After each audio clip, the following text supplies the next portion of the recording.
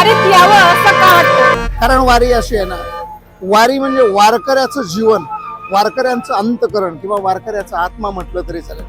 वारी म्हटलं की प्रत्येक जण आहे ना, इथे उन्हाची कुणी पर्वा करत नाही, कुणी पावसाची पर्वा करत नाही, चिखलाची पर्वा करत नाही, अन्य कोणतंही जे संकट आहे त्याच्यामध्ये कुणीही पर्वा करत नाही. आपल्याला जेवण भेटतं का न भेटतं याचीही कुणी पर्वा करत नाही. दिंडी मालक किती सुविधा करतात याचंही कुणी बघत नाही. परंतु माऊली बरोबर चालायचा हाच प्रत्येकाचा ध्यास असतो.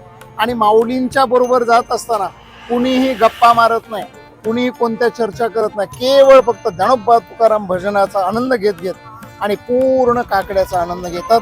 प्रत्येक वारकरी स्वतःचं जीवन हे धन्य मानतो की या वारीमध्ये मला चालायचं भाग्य मिळालं. म्हणून जो चालतो ना तो असं म्हणतो की बस मला गदगदीत झालं, आनंद वाटला, असा तो एक थकवा कुणाला जाणवत नाही. अजिबात नाही.